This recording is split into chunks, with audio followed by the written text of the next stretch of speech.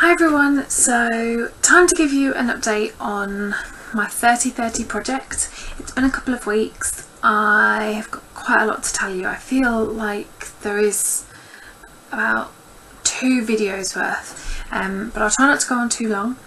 I am going to go through eating plan, gym and personal trainer, juicing, which if you read my blog post from Friday you will have read a little bit about, and finally I want to talk to you quite in depth about hypnotherapy. So first up, eating. Actually, first up, weight. So my weight has stayed roughly stable. I think when I weighed in on Monday morning it was 218, so my weight hasn't really changed over the last 6 weeks. Could see that as negative because it's meant to be going down, but it hasn't gone up either, which is a really positive thing. So that's the weight. Now for eating. I had some hesitations about the eating plan that my personal trainer gave me. I could see it was a short-term thing. We hadn't spoken about me doing it long-term, but I feel that I work better with low carbs. I felt brilliant when I did the sugar detox, so I definitely think that that fits, that suits my body naturally. But also I felt like it didn't, the eating plan he gave me didn't really fit in with how I want to parent William and how the example I want to set around food. I didn't want there to be foods I wasn't allowed, and I didn't want to be so regimented and so restrictive.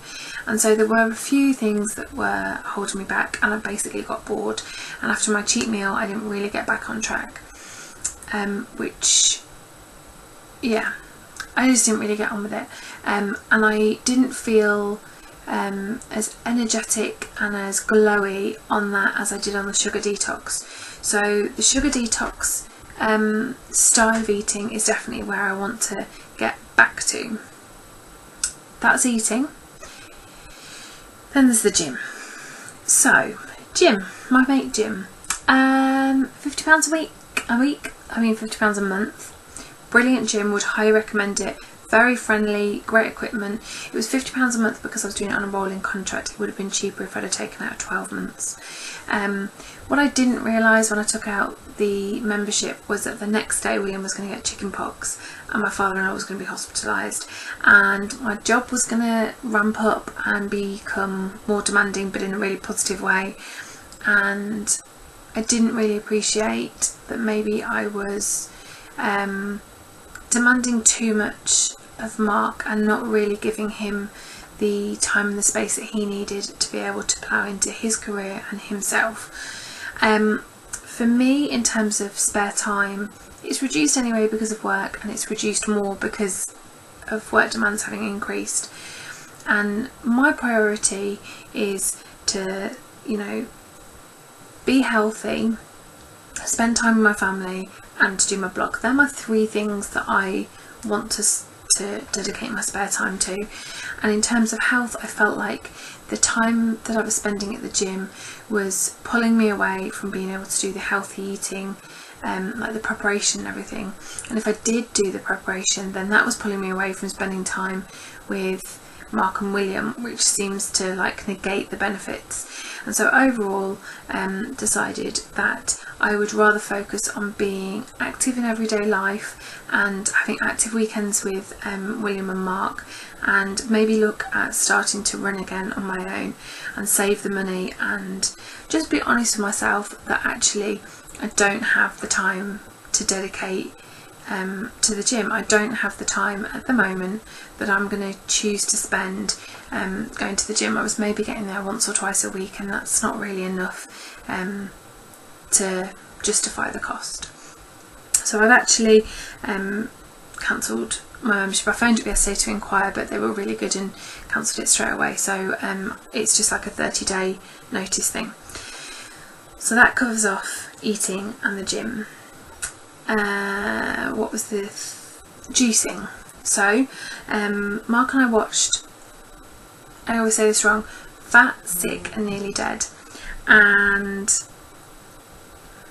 Mark has never really shown an interest in weight loss or health and things like that. I think becoming parents, and I think also some health issues from his dad have maybe spurred him on to think more about himself, and obviously it's really important to us both to try and become healthier and to set good examples for William. And after I watched the documentary, it's brilliant. If you haven't seen it before, please, I don't know where you can find it online, but I'm sure you can. I watched it from Channel 4, and I watched it, thought it was incredible. It was like, Mark, you have to watch it. He's like, no. And I was like, no, really, you have to watch it. So I basically waited until he was sat down and comfortable and just put it on, with the agreement that I would turn it off halfway through if he hated it. And before we got to halfway, he was like, Amy, I need a juicer. I'm going to do it. We're not going to do a 60-day fast, juice fast, the way that they do in the documentary, but we are looking at ordering a juicer and trying to incorporate more juices into our menu plan. So that's quite exciting. I will do a couple of posts on it and things as I get to know more, but I'm doing research and things at the minute, so I don't want to give you duff information.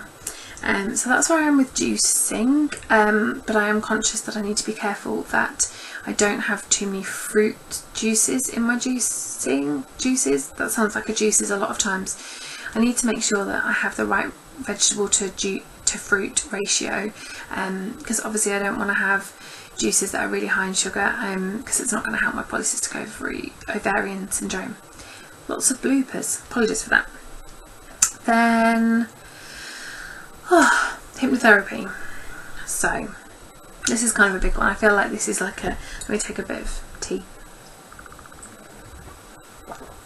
Okay, refocus.